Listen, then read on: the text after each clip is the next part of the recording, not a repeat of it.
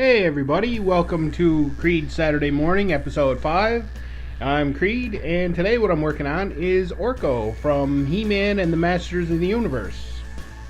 Here's my original sketch, and then here are some progress scans I did as I went along. And the first thing I want to do is, that hand is bugging me. It's a little too small. I'm just going to change that. Just one second here. So the show was made by Filmation Studios, and there were 130 episodes from 1983 to 1985. Orko was put in there for comic relief, but actually he ended up being a pretty good character. Now, a lot of the characters were toys first, and they were added to the cartoon, but Orko was created by Filmation for the cartoon, and later on he was added to the toy line. Orko's a wizard from the extra-dimensional world of Trala. Everybody there is short blue-skinned creatures, and their custom is not to show their face. And during the course of the cartoon, they never do show Orko's face. Now, Orko's hat has TARDIS-like powers. There's way more space inside than there is outside. And he seems to hold Carrot Top's entire inventory of gags and miscellaneous objects. And he usually pulls out the wrong one when he's looking for something. Now, Orko is super friendly and kind, and he tries hard even though he doesn't always succeed. He's a little more than just a comedy sidekick. He actually knows the biggest secret in Eternia, which is who He-Man is. And he never gives that secret up, and he always protects his friends. And actually, when Orko first arrived on Eternia, he saved Prince Adam and Cringer. And that's what started their friendship. Also, Orko seems pretty cowardly, but he's always brave when it counts. And he may just be comic relief, but he's still light years better than Snarf. Orko was voiced by Lou Scheimer himself, who owned Filmation Studio. The Masters of the Universe had a big effect on me. First of all, the toys just blew my mind. The figures were way bigger than every other figure set that was out there. The evil skull castle just amazed me. So through my childhood, that's the set I collected. I tried to get every He-Man thing I could possibly get. And the cartoon, this was from the time when people would go on the weekend and rent a VCR and some movies. And I always ended up benefiting from that because I'd get some He-Man cartoons to watch. And I think my love for Castle Grayskull is actually partially responsible for why I do horror art. I don't really own a lot of toys anymore, but my complete Castle Grayskull is one of my prized possessions. And strangely enough, about the 80s, the cartoon was made pretty much to sell you toys, but the quality is beyond anything that any other cartoon has ever done that wasn't even trying to sell you anything. So even though the reasons behind the cartoon might be slightly dodgy, it doesn't mean it's not a fantastic show. I'm just a huge Masters of the Universe fan, and actually even the remake series was amazing. The only one I don't like is that middle one, where He-Man in space. That was just not good. The Adventures of He-Man, I think is what it was called, I'm not even sure. But it's just really bad. But the original series and the remake, all kick ass. It's funny, actually, they named him Orko just to make sure that the letter on his shirt was symmetrical. In case they had to flip a frame, they wouldn't have to do any extra work. Which is cool. I mean, a lot of things are done for practical reasons that turn out to make something cool. The story in the cartoon is that Orko is actually a really powerful wizard in his own dimension, but the problem is that when he goes to Eternia, I guess it's time and space around him is different, so his magic doesn't work as well.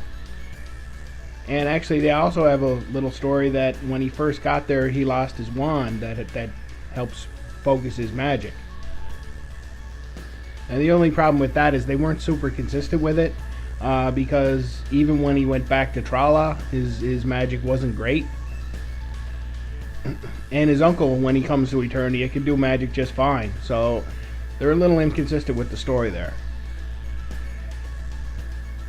But 80s cartoons usually didn't worry about that too much. Now I had a good idea for a really horrific Orko. Probably showing more of his face if he was more monstrous. I may actually do that sometime. That might be something I save for October. Now some people put Orko in the group with, like I said, Snarf or Scrappy-Doo, but he's actually way better. You can't count on those guys. You can count on Orko, even if he doesn't sound like it. When push comes to shove, you can count on Orko. Now Orko could be a little annoying, especially with his magic going wrong, but he didn't really seem to bug too many people except Man-at-Arms. Man-at-Arms, he really got on Man-at-Arms' nerves. But even when Orko messed up something, he meant well, and he was trying to help. And it shows in the cartoon that Orko's magic is actually really, really powerful. It's just not focused correctly, and so that's why it goes wrong. Filmation always gave its characters a great color scheme, and definitely Orko has one. These colors work perfect for him. And actually, I think my really dark inking style gives this piece some depth. Orko, being a magical imp from another dimension, always reminded me a little bit of Mr. Mxyzptlk from Superman. Unlike a lot of other comedy sidekicks on cartoons, they actually gave Orko a girlfriend from his own dimension, Drael, and she appeared in a lot of episodes. I really wanted to include a clip or some clips from the show in this video, but from what I've seen about how YouTube handles copyright, I don't think it would be too cool. There's a thing going on Facebook called WTFU, where a lot of the creators are talking about the problem, and what it seems like is, even for a small thing that you do have the right to use in fair use, YouTube will actually still give you problems for it. So that's why there's not a lot of multimedia in these videos, even though I would love to. But I think Facebook might be a better spot to use those kind of clips. And there's nothing wrong with using them, it's just YouTube doesn't like it. I'm going to put a couple of WTFU links in the description in case you're interested. It actually looks like it's a big problem here on YouTube. You know, I'm just new, so I'm not going to wade into something like I'm involved, but it has kept me from using clips in these videos, that's for sure. If YouTube protected fair use, these videos would actually be multimedia extravaganzas, but as it is, I'll stick with the old art. And actually, when I started this channel, I planned to make really long videos, because that's what I like, is something I can work with while I draw. So I would like to make them about an hour, but as it turns out, about 10 to 15 minutes is all I have to say. Anything after that would be a lot of silence and ums and ahs. So for now, we'll work with this short format, even though that's really not what I intended. So this is looking pretty awesome now that it's colored, and I decided to use a little clip of Eternia's sky from the cartoon for the background. You can't mistake that color scheme. I've tried to stick to just talking about Orko in this video, mostly because I'm probably going to draw just about every other character in this show eventually. I do have Skeletor drawn in my cartoon villains gallery, which is always linked in the description. And I also have Keldor from the 2002 remake drawn. And that's Skeletor before he lost his face. So I hope you enjoyed Orko, And like I said, there will be a lot more Masters of the Universe art coming from me. Until then, you never know what I'll draw next, so stay tuned. Well, on today's episode, we learned the lesson that Creed makes great fan art, and everybody should spread the word. And that's an important lesson for us all. So here's a couple other videos you might want to watch. There's the subscription link. I'd appreciate a thumbs up or a thumbs down. And until next time, have a good one.